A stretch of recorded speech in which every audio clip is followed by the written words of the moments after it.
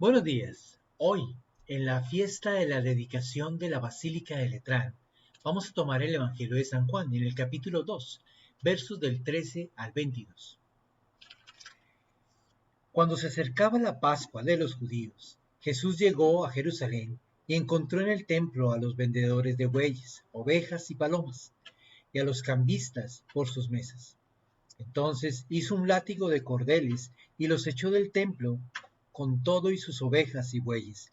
A los cambistas les volcó las mesas y las tiró al suelo.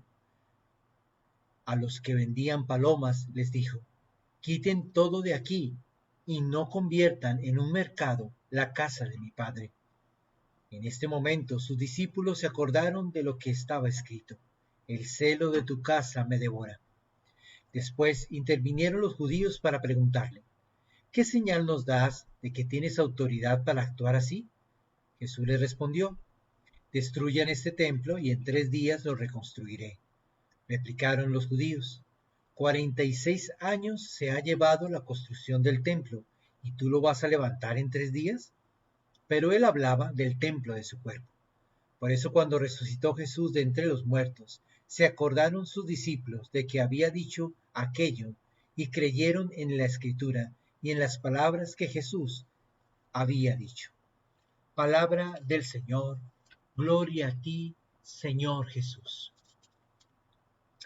Hoy la Iglesia celebra la dedicación de la Iglesia Madre de Roma, la Basílica de San Juan de Letrán, dedicada en un primer momento al Salvador y después a San Juan Bautista, que representa para la liturgia y para la espiritualidad cristiana la dedicación de una iglesia y la existencia misma de la iglesia entendida como un lugar de culto. Tenemos que comenzar con las palabras del Evangelio, pero llega la hora, ya estamos en ella, en que los adoradores verdaderos adorarán al Padre en espíritu y en verdad, porque así quiere el Padre que sean los que le adoren. Jesús enseña que el templo de Dios es en primer lugar el corazón del hombre que ha acogido la palabra. Hablando así del Padre, dice: vendremos a Él y haremos morada en Él. Y Pablo escribe a los cristianos: ¿no sabéis que sois santuario de Dios? Por tanto, el creyente es templo nuevo de Dios, pero el lugar de la presencia de Dios y de Cristo también se encuentra donde están dos o tres reunidos en el nombre de Dios. El Concilio Vaticano II llama a la familia iglesia doméstica, es decir, un pequeño templo de Dios, precisamente porque gracias al sacramento del matrimonio es, por excelencia, el lugar en el que dos o tres están reunidos en el nombre del Señor. ¿Por qué entonces los cristianos damos tanta importancia a la iglesia si cada uno de nosotros puede adorar al Padre en espíritu y en verdad en su propio corazón o en su propia casa? ¿Por qué es obligatorio ir a la iglesia todos los domingos? La respuesta es que Jesucristo no nos salva por separado. Vino a formar un pueblo, una comunidad de personas, en comunión con Él y entre sí. Es hermoso ver cómo una comunidad se une para construirse un lugar, un templo, una capilla, para reunirse a celebrar la Santa Misa. Los resultados no solo son un edificio, sino una comunidad de hermanos que encontraron en la construcción de un edificio la construcción de una familia también. La solidaridad, el entusiasmo, la alegría de trabajar juntos con el sacerdote para dar a la comunidad un lugar de culto y de encuentro son historias que a su vez también son un evangelio para poder contarle a las demás personas como testimonio. Ahora bien, tenemos que evocar también un fenómeno doloroso: el abandono en masa de la participación en la iglesia y por tanto en la misa dominical. Las estadísticas sobre la práctica religiosa son muy preocupantes. Esto quiere decir que quien no va a la iglesia no haya perdido necesariamente la fe. No. Lo que sucede es que se sustituye a la religión instituida por Cristo por la llamada religión a la carta. En Estados Unidos, por ejemplo, se le llama pick and choose. Toma y escoge. Toma en el supermercado. Dejando la metáfora de lado, cada quien se hace su propia idea de Dios, de la oración, y se queda tan tranquilo en una falsa confianza de que todo estará bien así, y abandona la misa dominical. Se olvida de este modo que Dios se ha revelado en Cristo, que Cristo predicó un evangelio que fundó una iglesia, es decir, una asamblea de llamados, que instituyó los sacramentos como signo y transmisores de su presencia y de su salvación. Ignorar todo esto para crear la propia imagen de Dios expone al subjetivismo más radical.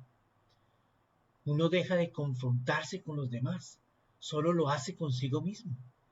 En este caso se verifica lo que decía el filósofo Feuerbach: Dios queda reducido a la proyección de las propias necesidades y los propios deseos. Ya no es Dios quien crea al hombre a su imagen, sino que el hombre crea a Dios a su imagen. Pero un Dios que nos salva. Ciertamente una religiosidad conformada solo por prácticas exteriores no sirve para nada. Jesús se opone a ella en todo el Evangelio. Los grandes genios religiosos, como San Agustín, como Pascal, como Kierkegaard, como Manzoni, eran hombres de una interioridad profunda y sumamente personal, y al mismo tiempo estaban integrados en una comunidad, iban a la iglesia, eran practicantes. Si bien las paredes no construyen cristianos, sin embargo el encuentro con la comunidad fortalece la fe y la esperanza. El ambiente y los espacios de la casa de Dios suscitan actitudes, motivan a la profundidad y al encuentro con nuestro Padre, y sin duda fortalecen nuestra experiencia de oración y nuestro caminar. No se hace tan solitario, sino en compañía de hermanos que viven y sienten las mismas cosas que yo. Pueden comprenderme, pueden confrontarme, pueden ayudarme a crecer. Pidámosle al Señor que nunca desvaloremos la comunidad cristiana a la cual hemos sido llamados de constituir, que nunca desvaloremos el templo como un espacio de oración y de encuentro comunitario y de encuentro personal con el Señor, donde uno o dos más se reúnen. Que valoremos la misa dominical, que no intentemos crear un Dios a nuestra imagen y semejanza, a nuestra conveniencia o a la carta, sino que creamos en el Dios de Jesucristo. Ese es en el Dios que nosotros debemos creer, es al Dios que nosotros debemos perseguir, es al Dios al que nosotros debemos honrar, al Dios de Jesucristo. Y ese Dios de Jesucristo está donde está Jesucristo, y Jesucristo está donde está su iglesia, donde está su comunidad, y es allí donde estamos llamados a participar. Señor, gracias por tu amor y por tu misericordia. Gracias por la iglesia. Gracias por cada misa dominical.